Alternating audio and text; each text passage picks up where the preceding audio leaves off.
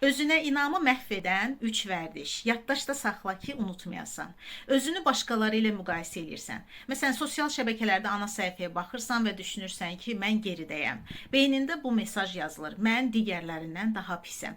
Hər dəfə müqayisə etdikcə beynin bu fikri daha da möhkəmləndirir və nəticədə özünü natamam hiss etməyə başlayırsan.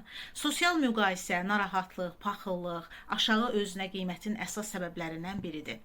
Unutma, müqayisə səni böyütmür, əksinə daha da aşağı salır. Və ikinci bunu misal gətirə bilərik. Susursan, halbuki danışmaq lazımdır. O yerdə ki susursan, orada danışmalısan. Kimsə səni görməzdən gəlir, sərhədlərini pozur, amma sən səssiz qalırsan. Bu zaman beynin öyrənir ki, mənim sərhədlərim önəmli deyil. Bu, daxilindəki özünə inamı yavaş-yavaş yeyib bitirir. Qarşı durmadan qaçmaq qısa müddətli qorunmadır, amma uzun müddəti üçünsə zərərlidir. Əgər özünü ifadə etmirsənsə, nəticədə rahat biri olursan, yəni tez əl çatan olursan. Amma bu öz dəyərindən imtina etməklə baş verir.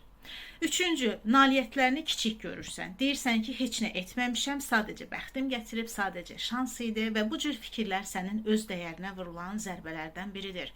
Və zamanla beynin inanmağa başlayır ki, sən bir heçsən.